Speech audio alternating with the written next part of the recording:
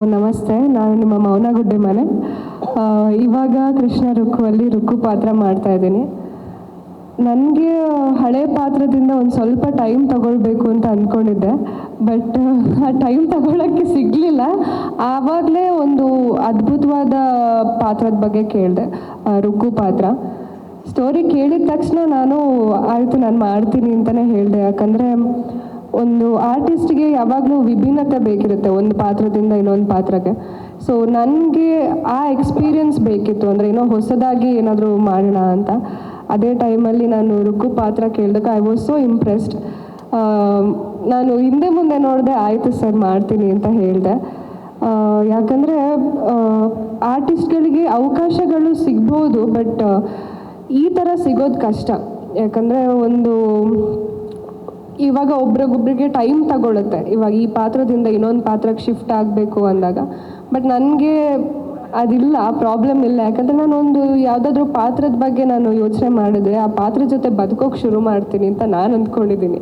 ಯಾಕಂದರೆ ಹಳೆ ಪಾತ್ರಕ್ಕೆ ನಾನು ಅಷ್ಟೇ ಏನು ಹೇಳೋದು, ಅಷ್ಟೇ ಎಫರ್ಟ್ಸ್ ಹಾಕಿದ್ದೆ ಆ್ಯಂಡ್ ಅದ್ರ ಜೊತೆ ಬದುಕಿದ್ದೆ. ಹಾಗಾಗಿ ರುಕ್ಕುಗೆ ಸಹ ನಾನು ಅಷ್ಟೇ ಎಫರ್ಟ್ಸ್ ಹಾಕ್ತಾ ಇದ್ದೀನಿ ಆ್ಯಂಡ್ ಅದ್ರ ಜೊತೆ ಬದುಕ್ತೀನಿ ಆ್ಯಂಡ್ ಜನಕ್ಕೆ ಅಷ್ಟೇ ಇಷ್ಟ ಆಗ್ತೀನಿ ಅಂತ ಅಂದ್ಕೊಂಡಿದ್ದೀನಿ. ಆ್ಯಂಡ್ ತುಂಬ ಖುಷಿ ಇದೆ, ಯಾಕಂದರೆ ಈ ಪ್ರೊಡಕ್ಷನ್ ಜೊತೆ ವರ್ಕ್ ಮಾಡಿ ಪ್ರತಿಯೊಬ್ಬರೂ ಅಷ್ಟೇ, ವಿದ್ಯಾ ಮ್ಯಾಮ್ ಆಗಿರಲಿ, ದಿಲೀಪ್ ಸರ್ ಆಗಿರಲಿ, ಒಂದು ಸ್ವಂತ ಮಕ್ಕಳ ಥರ ನೋಡ್ಕೊಳ್ತಾರೆ. ಹುಷಾರಿಲ್ಲ ಅಂದರೆ ಪ್ರತಿಯೊಂದಕ್ಕೂ ಸ್ಪಂದಿಸ್ತಾರೆ.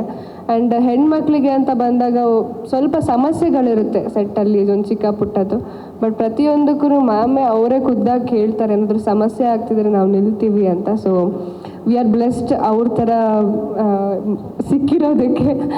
ಆ್ಯಂಡ್ ಅಕ್ಷಯ್ ಹೀರೋ ಆಗಿ ಮಾಡ್ತಾ ಇದ್ದಾರೆ. ಅವನು ಆ್ಯಕ್ಚುಲಿ ನನ್ನ ಗೆಳೆಯ. ಅವನ ಜೊತೆ ನಾನು ಸ್ಕ್ರೀನ್ ಶೇರ್ ಮಾಡ್ಕೊಳ್ತಾ ಇರೋದು ತುಂಬ ಖುಷಿ ಇದೆ. ಯಾಕಂದರೆ ತುಂಬ ಒಳ್ಳೆ ನಟ, ನೋಡಿದ್ದೀವಿ ಮುಂಚೆನೂ. ಆ್ಯಂಡ್ ಎಸ್ ನಾರಾಯಣ್ ಸರ್ ಬಗ್ಗೆ ಹೇಳೋದೇ ಬೇಡ. ಅವ್ರ ಜೊತೆ ನಾವು ಪಾತ್ರ ಮಾಡ್ತಾ ಇರೋದಕ್ಕೆ ನಾವೆಲ್ಲ ಪುಣ್ಯ ಮಾಡಿದ್ದೀವಿ. ಯಾಕಂದರೆ ಈ ಥರ ಹಿರಿಯ ನಟರ ಜೊತೆ ಆ್ಯಕ್ಟ್ ಮಾಡುವಾಗ ನಾವು ಬರೀ ಆ್ಯಕ್ಟ್ ಮಾಡಲ್ಲ, ಏನೋ ಒಂದು ಕಲಿತಾ ಇರ್ತೀವಿ. ಅವ್ರಗಳ ಎಕ್ಸ್ಪೀರಿಯನ್ಸಿಂದ ನಮಗೆ ತುಂಬ ಹೆಲ್ಪ್ ಆಗುತ್ತೆ ಅಂತ ಅಂದ್ಕೊಂಡಿದ್ದೀನಿ. ಆ್ಯಂಡ್ ಅಣ್ಣನ ಪಾತ್ರ ನವೀನ್ ಸಜ್ಜು ಮಾಡ್ತಾ ಇದ್ದಾರೆ. ಅಮ್ಮ ಬಗ್ಗೆ ಹೇಳೋದೇ ಬೇಡ. ಅಮ್ಮ ಎಲ್ಲಿ ಹೋದ್ರೂ ಏನು ಹೇಳಬೇಕು, ಮಕ್ಕಳನ್ನ ಒಂದು ಎಷ್ಟು ಚೆನ್ನಾಗಿ ನೋಡ್ಕೊಳ್ಬೋದು ಆ ಥರ ಇದ್ದಾರೆ. ಪ್ರತಿ ಸಲ ತಿಂಡಿ ತಗೊಂಡು ಬರ್ತಾರೆ, ಖುಷಿಯಾಗಿ ನೋಡ್ಕೊಳ್ತಾರೆ. ಜೋಶಿ ಅಮ್ಮ ನಮಗೆ ಸೀರಿಯಲ್ ಅಮ್ಮ ಥರ ಇಲ್ಲ, ನಿಜವಾಗ್ಲೂ ನಮ್ಮ ಸ್ವಂತ ತಾಯಿ ಥರ ಇದ್ದಾರೆ. ಅಕ್ಕ ಪಾತ್ರ ದಿವ್ಯಕ್ಕ ಮಾಡ್ತಾ ಇದ್ದಾರೆ. ಆ್ಯಂಡ್ ತಂಗಿ ಸ್ನೇಹ. ಸೊ ಎಲ್ಲ ನಾವು ಹೇಗಿದ್ದೀವಿ ಅಂದರೆ ಒಂದು ಆ್ಯಕ್ಚುಯಲ್ ಫ್ಯಾಮಿಲಿ ಥರ ಇದ್ದೀವಿ. ಸೊ ನಮ್ಮನ್ನೆಲ್ಲ ಸೇರಿಸಿರೋದಕ್ಕೆ ದಿಲೀಪ್ ಸರಿಗೆ ಥ್ಯಾಂಕ್ಸ್ ಹೇಳಬೇಕು. ಆ ಒಳ್ಳೆ ಅಕ್ಕ ತಂಗಿ ಅಣ್ಣನೆಲ್ಲ ಕೊಟ್ಟಿದ್ದಾರೆ.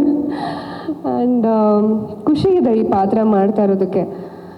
ಡಿಫ್ರೆಂಟಾಗಿ, ಅದರಲ್ಲೂ ಆಟೋ ಬೇರೆ ಓಡಿಸೋದು ಸ್ವಲ್ಪ ಚಾಲೆಂಜಿಂಗ್ ಇತ್ತು, ಅದನ್ನು ಸಹ ಕಲ್ತಿದ್ದೀನಿ ಇವಾಗ. ಇನ್ನೇನು ಗೊತ್ತಾಗುತ್ತೆ ಇಂಟ್ರೊಡಕ್ಷನಲ್ಲಿ. ಇವಾಗ ಬಿಟ್ಟಿದ್ದಾರೆ, ಪ್ರೋಮೋದಲ್ಲೆಲ್ಲ ಬಿಟ್ಟಿದ್ದಾರೆ, ಬಟ್ ಸ್ಟಿಲ್ ತುಂಬ ಕಷ್ಟ ಇತ್ತು. ಆದರೆ ನಮ್ಮ ಚಾನಲ್ ಅವರು ನನಗೆ ತುಂಬ ಸಪೋರ್ಟಿವ್ ಆಗಿದ್ದರು. ರಾಮ್ ಆಗಿರಲಿ, ಸುಶಾಂತ್ ಆಗಿರಲಿ, ಎಲ್ಲರೂ ತುಂಬ ಸಪೋರ್ಟಿವ್ ಆಗಿ ಇಲ್ಲ ನಿಮ್ಮ ಕೈಯಲ್ಲಿ ಆಗುತ್ತೆ ಅಂತ ಕಲಿಸಿದ್ದಾರೆ.